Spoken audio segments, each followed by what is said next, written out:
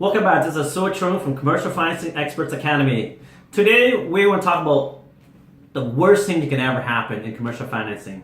Yes, not everything is all gravy. Sometimes excuse me, the language shit hits the fans. What do?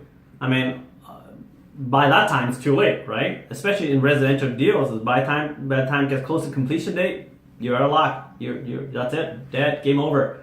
And for us, with all the efficiency ratio and everything, we really don't have anything to have as a backup plan. But in commercial financing, what's your plan B? What do you do? Always have another option for your clients and for your deal. A deal you helped me with here just recently, we were right down to the day before subject removal. And the lender, the commercial account manager I was dealing with at the lender was very positive. Oh yeah, we're gonna get this done. It's just a matter of getting it through the credit department. No problem. We're all good. And they came back the day before subject removal with an approval. We had an actual rate and everything committed to, but the loan amount had been reduced by $300,000. Wow. So where did you get a $300,000 then?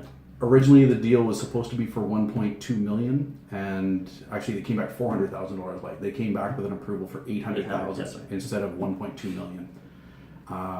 So we were originally around 70% loan to value, and they cut it down to 50% loan to value. Ouch. And it was a day before subject removal. But let me interject. That was an operating company, correct? That was, yes. Yeah, so they would need as much funds as possible to run the business after the purchase. So this is going to hurt them. Yes. A big way. All right. Yeah, they didn't have the capacity to come up with the extra couple $100,000. And even if they did, this would totally. Even if they did, put them up. they wouldn't have been interested. Yeah. Way too much cash out of their business. That's right. So during the process, we had originally gotten discussion letters from 3 different lenders. One of them was out right away, pretty much. Just their interest rates were out, their fees were out. I really think the lender just didn't want the deal, but they didn't want to say no. So they gave me a discussion letter with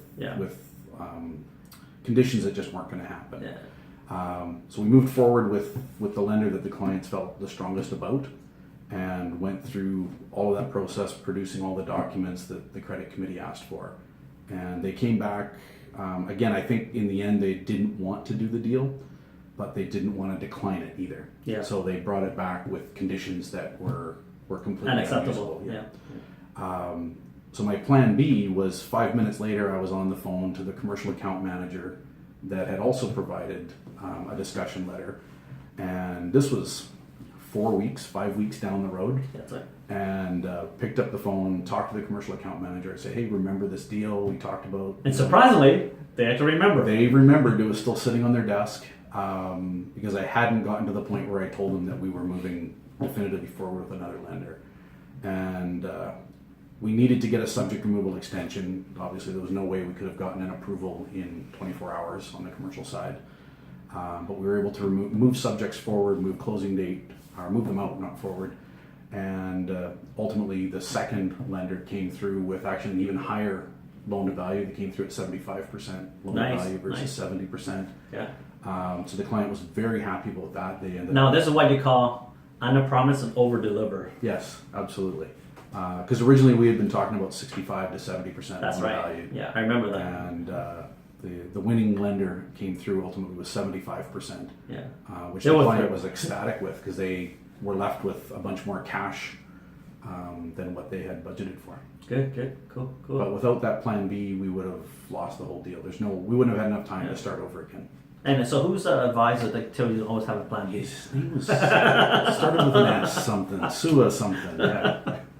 So in all aspects, that's the reason why I love commercial financing so much, is that we're allowed. It's acceptable to have 2-3 lenders.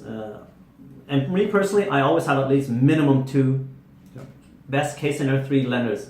And sometimes the pricing, we don't call it interest rate in commercial side, we call it pricing. Sometimes the pricing is so small, so much closer to each other than similar to residential financing, is that the difference is in the nuances inside the disclosure documents and what they require. Yeah. And that first lender, the condition that they require was just phenomenally stupid, and that's the reason why they keep cutting back down to help them make more secured on the loan itself, and that's the justification that they have. Yep. And same with the other lender that didn't really like the property or didn't really like something about that client.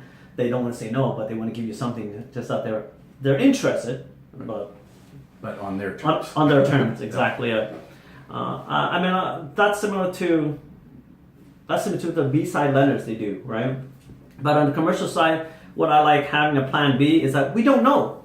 We just do not know at a stage when it goes to credit adjudication for the final approval.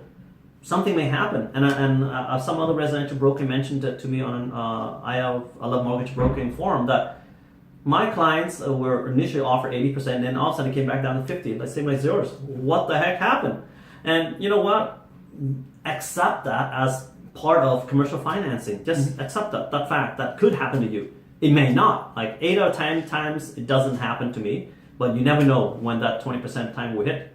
And it's always nice to have a backup Mr. and Mrs. Client, I knew this may happen, so we have a backup plan for you. Absolutely. They are thrilled that you're taking care of them by taking all the risk away from them by doing this, right? And that's why you feel so empowering. That's why you feel good about what you do, right? You actually earn it for once, not just, all right, I think this First National will take this deal because it's straightforward. It qualifies CDS, GDS, it's straight, fits in the box. Commercial finance, it isn't that way. Sometimes a great, simple, straightforward warehouse deal seems straightforward. Seems pretty straightforward to myself, and the financial seems pretty straightforward too. Just some questionable stuff in there that we took care of it on the way, right? But that's how it is, and it's always good to always have a plan B and C. Yes. You just never know, you might need it to happen, right? But at the end of the day is we get it done. Results is what the client wants, not promises, right? Thanks for coming back in, David, and I appreciate your input and your feedback and your take on everything. Thanks, we learned a lot together, and I'm sure I learned as much as you learned from me. I appreciate it. As much. Take care, guys. Hope you have an awesome day.